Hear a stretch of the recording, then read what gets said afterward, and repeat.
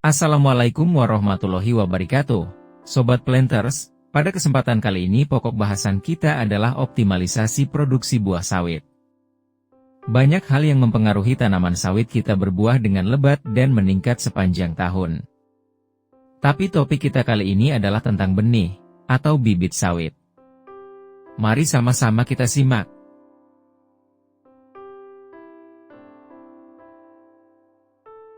Optimalisasi produksi tanaman sawit, yang terpenting adalah penggunaan bibit yang direkomendasikan oleh penyedia bibit, agar produksi tanaman dapat optimal.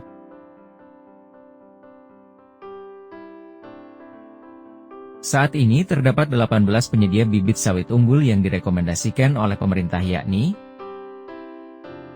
PPKS Marihat, PT Socindo, PT Landen Sumatera, PT Damima Sejahtera, PT Bina Sawit Makmur, PT Tunggal Yunus, PT Tania Selatan, PT Asda Bakri Plantation, PT Sarana Inti Pratama, PT Bakti Tani Nusantara, PT Gunung Sejati Ibu Pertiwi, PT Sasaran Ehsan Mekarsari, PT Aneka Sawit Lestari, PT PN4, PT Palma Inti Lestari, PT Panca Surya Garden, PT Minamas Plantation, PT Timbang Deli.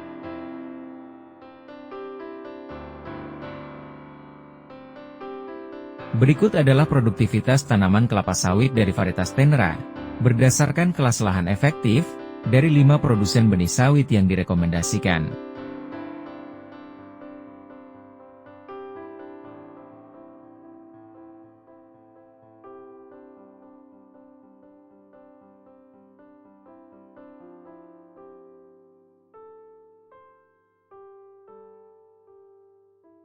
Terdapat 3 jenis bibit sawit yang ada di Indonesia, yakni Psifera, Dura dan Tenera, dan inilah ciri-cirinya.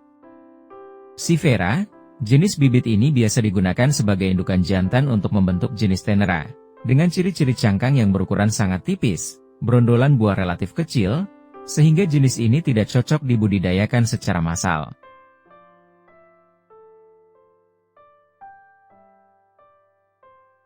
Dura. Jenis bibit Dura ini digunakan sebagai indukan betina dalam membentuk jenis Tenera. Jenis ini memiliki ciri-ciri cangkang yang tebal dan keras, ukuran biji yang sangat besar, daging buah yang relatif tipis, inti buah yang besar, dan memiliki kadar minyak sedikit 15 hingga 17%. Juga produktivitas buah yang rendah 14 hingga 17 ton per hektar per tahun.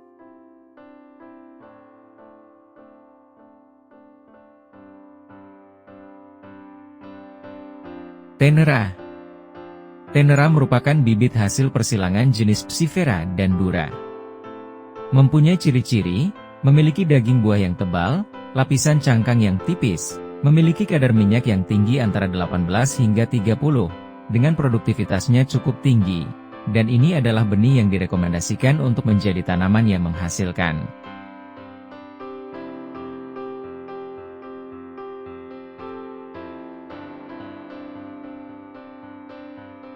Sobat Planters, kesimpulannya, jangan tergiur oleh penjual bibit sawit abal-abal, yang menawarkan bibit sawit murah, dan dengan janji muluk-muluk, seperti benih bersertifikat, benih hasil persilangan Dura dan Tenera asli, dari salah satu penyedia bibit, apalagi ada janji nanti apabila bibit ini ternyata palsu, akan diganti ongkos tanamnya beserta biaya bongkar tanaman lama, dan bibit baru gratis.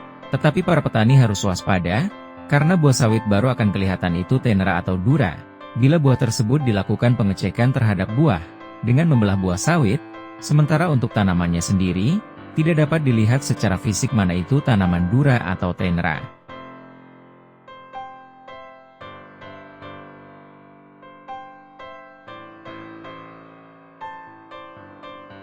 Rata-rata tanaman sawit akan berbuah setelah usia tanam 3 tahun, Dan apakah ada jaminan penjual bibit tersebut masih ada di tempat kita?